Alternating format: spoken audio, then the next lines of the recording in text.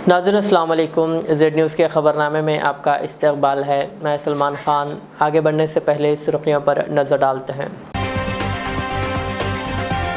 वज़ीर आला रेवंत रेड्डी ने TG टेट 2024 के नताइज किए जारी। चंद्रबाबू नायडू ने आंध्र प्रदेश के वज़ीर आला के तौर पर लिया हलफ।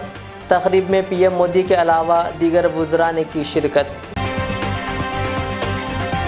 गरज चमक के साथ बारिश की पेशक़ियासी। तेलंगाना के मुख्तलिफ अज़ला के लिए येलो अलर्ट जारी। इंतखाबी नताइज BJP को आईना दिखाने वाले हैं। RSS की BJP पर जमकर तनक़ीद। तेलंगाना सेक्रेटेरिएट में वास्तों के तहत तब्दीलियाँ। वज़ीर आला के आने और जाने का रास्ता तब्दील। तेलंगाना भर में खुल गए स्कूल्स। तलबा की सलामती को यकीनी बनाने स्कूल बसों की महकमे ट्रांसपोर्ट की जानिब से की जा रही है जांच। तेलंगाना के वज़ीर आला रेवंत रेड्डी ने TG टेट 2024 के नताइज जारी कर दिए, जिसके लिए 2,86,381 उम्मीदवारों ने दरख्वास्त दी थी। इनमें से 85,996 उम्मीदवारों ने पेपर 1 का इम्तहान दिया और 57,725 उम्मीदवार कामयाब हुए। पेपर 2 के इम्तहान में 1,50,491 उम्मीदवारों ने शिरकत की और 51,443 कामयाब हुए। 67.13% पेपर 1 में और 34.18% पेपर 2 में कामयाब हुए। 2023 के मुकाबले पेपर 1 में कामयाबी के फ़ीसद में 30.24% का इजाफा हुआ, जबकि 2023 के मुकाबले पेपर 2 में 18.88% का इजाफा हुआ। आंध्र प्रदेश के वज़ीर आला की हैसियत से तेलुगु देशम पार्टी के सरबराह चंद्रबाबू नायडू ने आज हलफ लिया। वज़ीर आज़म नरेंद्र मोदी, मरकज़ी वज़ीर दाखिला अमित शाह, JP नड्डा, अदाकार रजनीकांत और कई दीगर अफराद ने इस तक़रीब में शिरकत की। हलफ बर्दारी की यह तक़रीब विजयवाड़ा के मज़ाफ़ात में वाक़ई आज सुबह 11:27 पर मुनक़्क़िद हुई। गवर्नर अब्दुल नज़ीर ने चंद्रबाबू नायडू को ओहदे राजदारी का हलफ दिलाया। चंद्रबाबू नायडू पहली बार 1995 में गैर मुक़ीम आंध्र प्रदेश के वज़ीर आला बने और मुसलसिल 2 मियादों तक वो इस ओहदे पर फायज़ रहे। 2014 में वो मुत्तहिदा आंध्र प्रदेश की तक़सीम के बाद मौजूदा आंध्र प्रदेश के पहले वज़ीर आला बने और 2019 तक इस ओहदे पर बरकरार रहें, जबकि 2024 के इंतखाबात में भारी अक्सरियत से कामयाबी के बाद चंद्रबाबू एक मरतबा फिर रियासत के वज़ीर आला बने हैं। आज चंद्रबाबू के साथ जनसेना पार्टी के सरबराह पवन कल्याण, चंद्रबाबू नायडू के फर्जंद नारा लोकेश और मोहम्मद फ़ारूक व दीगर ने वज़ीरों के तौर पर हलफ लिया। चंद्रबाबू नायडू की काबीना में 13 OBC, 7 BC, 2 SC, 1 ST और 1 मुसलमान को जगह दी गई है।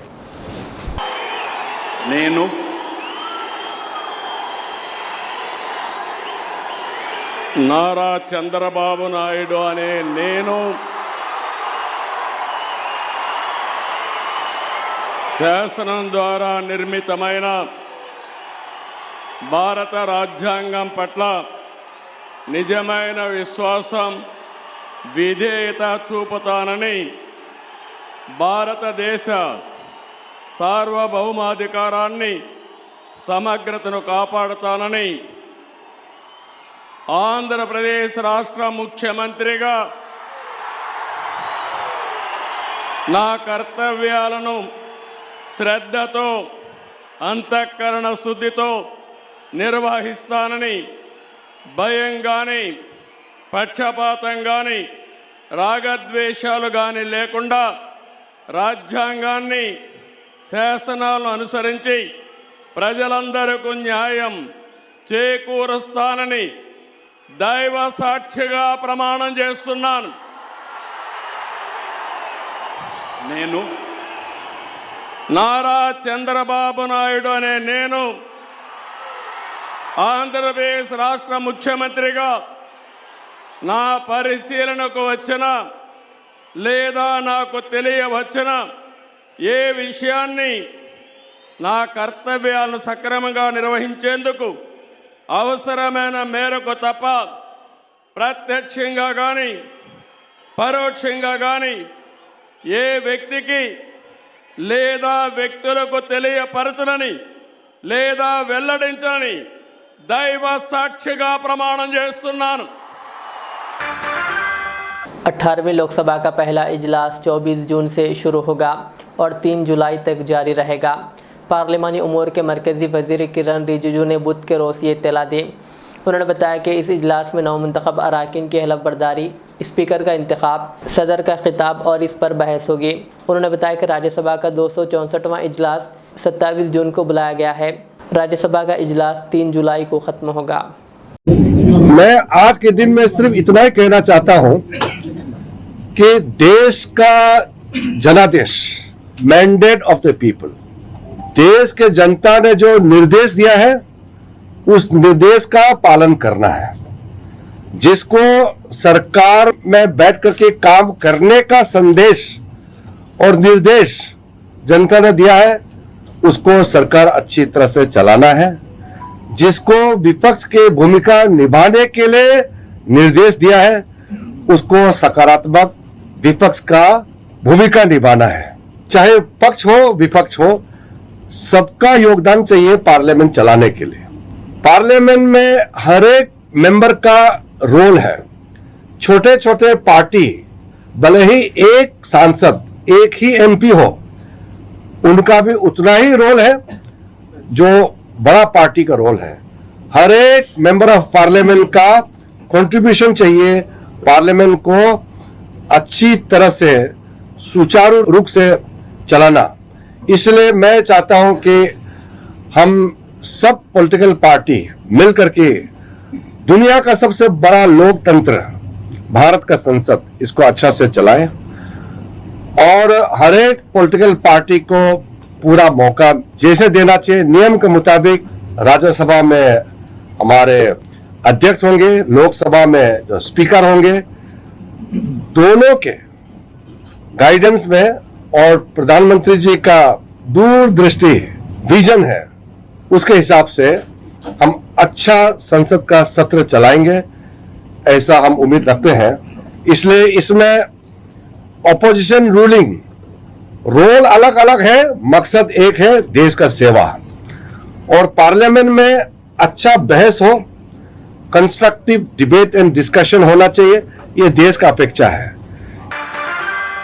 कई दिन तक मौसम अबर आलूद रहने के बाद कल शाम शहर हैदराबाद में कई मुकामात पर बारिश हुई, जिसके बाद सड़कों पर पानी जमा हो गया और ट्रैफिक दरहम बरहम हो गई। बारिश कल मंगल को शाम 6:30 बजे शुरू हुई और शहर के मुख्तलिफ हिस्सों में गर्ज चमक के साथ बारिश रिकॉर्ड की गई। मुशीराबाद, एलबी नगर, वनस्थलीपुरम, सरूर नगर, अंबरपेट, मलकपेट, चार मीनार, मलकाजगिरी, हिमायत नगर, अलवाल, खैरताबाद, लिंगमपल्ली, पटेन चेरू, अमीरपेट, खुतबुल्लापुर और पड़ोसी इलाकों में भी गर्जो चमक के साथ बारिश हुई। शहर के दूसरे हिस्सों में भी औसतन बारिश की इत्तलात मौसूल हुई है। तेलंगाना डेवलपमेंट प्लानिंग सोसाइटी की जानिब से 8 बजे शब फराहम करदा आज़ाद शुमार के मुताबिक मुशीराबाद में सबसे ज़्यादा 46.8 मिलीमीटर बारिश रिकॉर्ड की गई। महकमा मौसमियात ने बताया कि चारशंबे के दिन रियासत और दोनों शहरों में येलो अलर्ट रहेगा। पेश क़ियासी की गई है कि अजला, निज़ामाबाद, राजन्ना सिरसिल्ला, करीमनगर, जयशंकर भोपालापल्ली, मुलुगु, भद्राद्री कोत्तागुड़म, महबूबाबाद, वरंगल, हनमकुंडा, सिद्दीपेट, रंगारेड्डी, मेडशल, मलकाजगिरी, विकाराबाद और मेदक के अलावा कामारेड्डी में कहीं कहीं शदीद बारिश होगी। मज़ीद ये कि मुख्तलिफ़ अजला जिनमें हैदराबाद और रंगारेड्डी के अलावा दीगर मुख्तलिफ़ अजला भी शामिल है जहाँ भी बारिश होगी।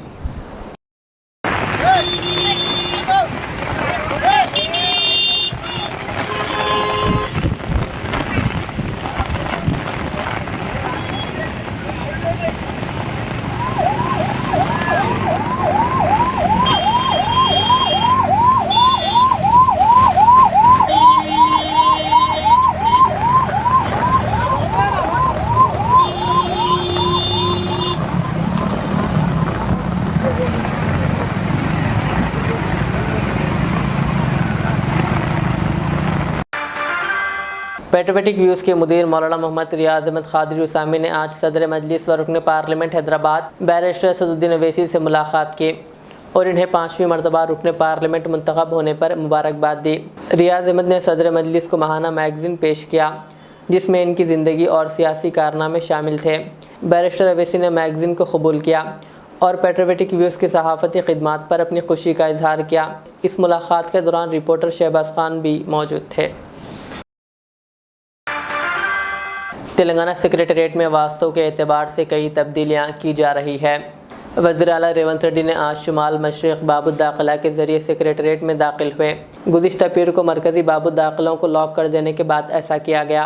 आमतौर पर रेवंत रेड्डी मरकज़ी बाबू दाखिला के ज़रिए सेक्रेटरीट में दाखिल होते थे, मगर इनके सेक्रेटरीट में दाखिल होने और बाहर निकलने के लिए कई वास्तव तब्दीलियों पर अमल आवर की जा रही है।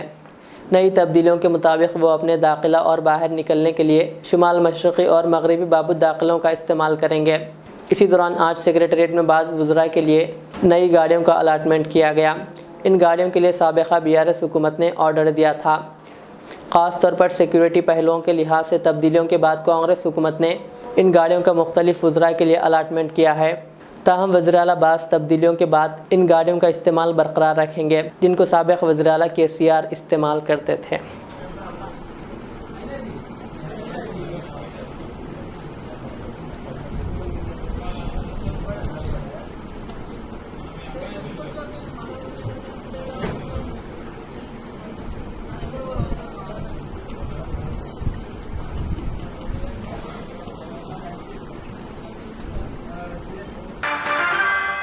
तेलंगाना भर में आज से स्कूल्स खुल गए हैं। तलबा की सलामती को यकीनी बनाने के लिए महकमे ट्रांसपोर्ट के हुक्काम की जानिब से मुख्तलिफ मकामात पर स्कूल बसों की जांच की गई। महकमे के हुक्काम की जानिब से बसों के fitness, insurance, permit, driving licence और फायर सेफ्टी किट के अलावा दीगर की जाँच की गई। हैदराबाद के मज़ाफ़ाती इलाके राजेंद्र नगर में स्कूल बसों की जाँच की गई। RTA के हुक्काम ने LB नगर के NTR नगर और नागौल में स्कूल्स और कॉलेजेस के बसों की बड़े पैमाने पर जांच की। हुक्काम ने फ़िटनेस, फायर सेफ्टी और RTA के क़वानीन पर अमल ना करने वाले बसों के मालिकीन के ख़िलाफ़ मुक़दमा दर्ज किया।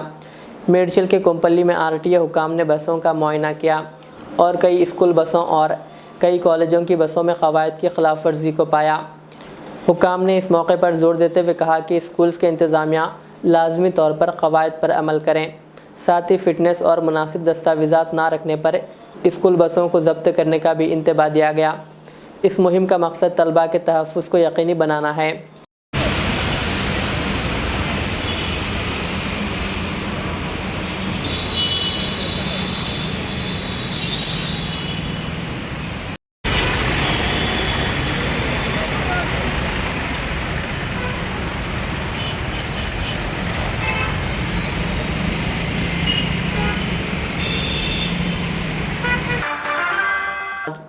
मरकज़ी हुकूमत ने राशन कार्ड को आधार कार्ड से लिंक करने की तारीख़ में 3 महीने की तोसी कर दी है। मरकज़ी हुकूमत की जानिब से जारी करदा नोटिफिकेशन के मुताबिक सारिफीन अब 30 सितंबर 2024 तक राशन कार्ड को आधार से लिंक करवा सकते हैं। साबिक़ में इस अमल की आखिरी तारीख़ 30 जून मुकर्रर की गई थी। हुकूमत की जानिब से फरवरी 2017 में PDS के तहत इस्तेफ़ादा कुनिंदगान के लिए राशन कार्ड को आधार से मरबूत करने को लाजमी करार दिया गया था। ताहम अभी तक इसकी आखिरी तारीख़ में कई मरतबा तोसी की गई है। RSS ने BJP पर तनकीद करते हुए कहा कि इंतखाबी नताइज आईना दिखाने वाले हैं। लोकसभा इंतखाबात में BJP की जानिब से अपने बलबूते पर अक्सरियत हासिल ना करने पर RSS ने ज़ाफ़रानी जमात को जमकर तनकीद का निशाना बनाया है। RSS के तर्जुमान ने लोकसभा इंतखाबात में BJP के नाक़िस मुज़ाहरे पर तनकीद की। रतन शारदा ने लिखा कि ऐसे नताइज BJP लीडर्स और कारकुनों की ज़्यादा खुद एतमादी की वजह से आए हैं।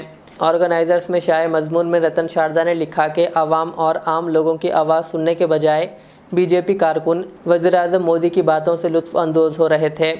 उन्होंने मज़मून के आगाज़ में लिखा कि भले ही मरकज़ में तीसरी बार मोदी हुकूमत बनी है, लेकिन इस बार BJP अपने बलबूते पर मुकम्मल अक्सरियत के साथ हुकूमत बनाने में नाकाम रही। RSS ने कहा कि इंतखाबी नताइज BJP के लिए ज़मीनी हकीकत को समझने और गौर ख़ौस करने का इशारा है।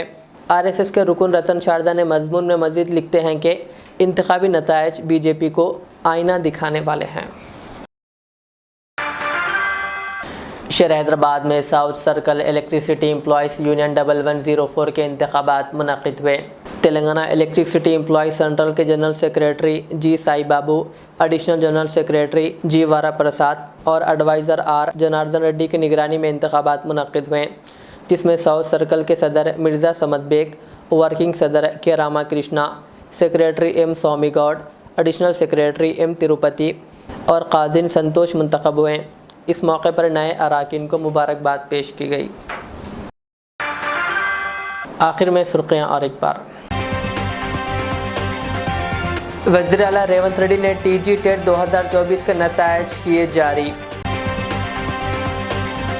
चंद्रबाबू नायडू ने आंध्र प्रदेश के वज़ीर आला के तौर पर लिया हलफ। तकरीब में PM मोदी के अलावा दीगर वुज़रा ने की शिरकत। गरज चमक के साथ बारिश की पेशकियासी। तेलंगाना के मुख्तलिफ अजला के लिए येलो अलर्ट जारी।